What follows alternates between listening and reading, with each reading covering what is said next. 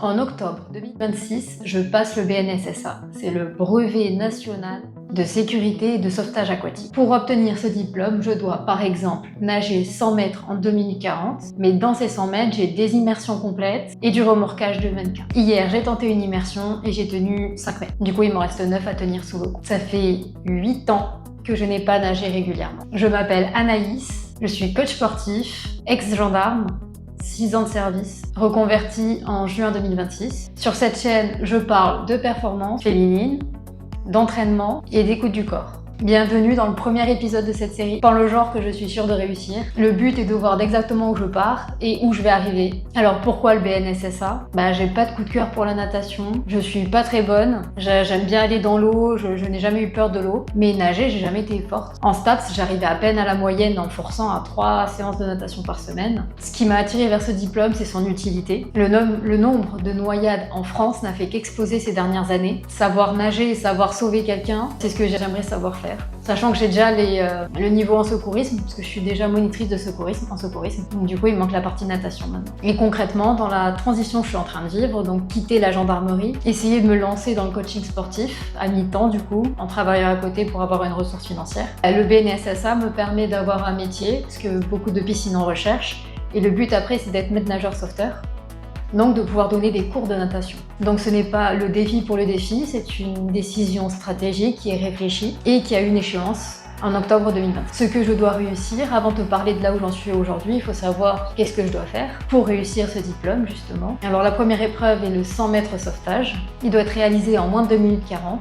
Ce n'est pas que de la nage libre, du coup il faut faire 25 mètres aller, un premier aller de 25 mètres, retour en immersion de 15 mètres, une immersion complète de 15 mètres sachant qu'on part sans lunettes, donc pour la vision c'est pas évident. On repasse une ligne, re-immersion de 15 mètres, ensuite il faut plonger pour chercher un mannequin qui se trouve entre 1m80 et 3m70 de profondeur et le remorquer sur 25 mètres, sachant que pendant toute la durée du remorquage, il doit avoir la tête hors de l'eau sinon c'est éliminatoire. Alors l'épreuve numéro 2 consiste à 250 mètres en 4 minutes 20, sachant on doit s'équiper avant de sauter à l'eau, donc mettre les palmes, les masques, le tuba, sauter à l'eau, 225 mètres et remorquer le mannequin sur 25 mètres. Donc aller le chercher, le remonter et le remorquer. L'épreuve numéro 3 est l'assistance d'une personne en danger. Donc il faut sauter à l'eau, aller chercher la personne, sachant que c'est une vraie personne, donc dans la réalité elle essaierait de s'appuyer sur nous pour elle respirer, ce qui fait qu'on pourrait facilement paniquer ou mal réagir par rapport à la personne. Donc il faut apprendre une technique pour la maîtriser, pour ensuite pouvoir la remorquer en toute sécurité, la faire sortir de la piscine tout seul et faire le premier bilan. Donc savoir est-ce qu'elle respire ou pas, est-ce qu'on doit partir sur un massage cardiaque, on sait pas. Il y a un QCM sur des questions de sécurité, de secourisme, le permis bateau, il y a beaucoup de questions sur les côtes, est-ce que le bateau a le droit d'aller à une vitesse de tant de nœuds, ce genre de choses. Donc voilà tout ce que je dois réussir en octobre 2026. Donc maintenant, parlons de mon niveau actuel. Du coup, c'est exactement pourquoi je fais la vidéo, savoir d'où je viens pour voir s'il y a une progression. Alors, je tiens 400 mètres dans un bassin de 25 mètres, donc ça va. Le cardio, je le tiens bien, en même temps, je cours beaucoup, donc on passe d'une respiration, on est en natation à une respiration horizontale contrôlée, une respiration verticale mécanique. Alors qu'en natation, si tu essayes de nager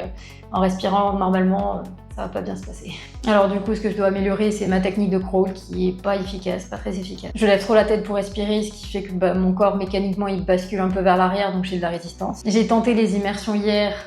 Sur les 15 mètres, j'en tiens 6. Donc il y a une large progression à réaliser puisque je dois faire 2 x 15. Mais je sais que j'ai 5 mois encore à m'entraîner et je vais pas pousser dès maintenant à me dire faut à tout prix que je tiens 25 mètres, ne pas y arriver le jour J et ne jamais me relâcher. Parce que c'est ce qui est très important lors d'une immersion complète. Du coup, je n'ai pas de coach, je fais des séances moi-même avec tout ce que je connaissais sur la progressivité, les techniques à employer pour progresser, donc tous les exercices. Je vais nager 3 séances par semaine en faisant au mieux parce que ma piscine n'est pas ouverte tous les jours et en ce moment avec la canicule elle ferme à 14h, donc pas évident. On fera avec de toute façon. Je vais essayer de filmer mes séances même si c'est pas évident parce que je suis toute seule et que ça me dérange de filmer devant des gens encore. Donc le plan pour les prochaines semaines, ma priorité numéro 1 c'est d'améliorer ma technique en crawl, d'être le plus efficace possible, d'augmenter ma fréquence de bras bras, que je reste trop longtemps en coulée. Objectif numéro 2, du coup, réussir à faire les coulées en immersion complète. Donc le but n'est pas de me crisper et d'avoir peur de l'immersion. Le but est de travailler en essayant d'aller le plus loin possible en étant décontracté, en arrivant à avoir une efficacité sous l'eau en mouvement, vu qu'on n'a pas le droit du mur pour se repousser. Et puis objectif numéro 3, travailler mon horizontalité, donc le gainage.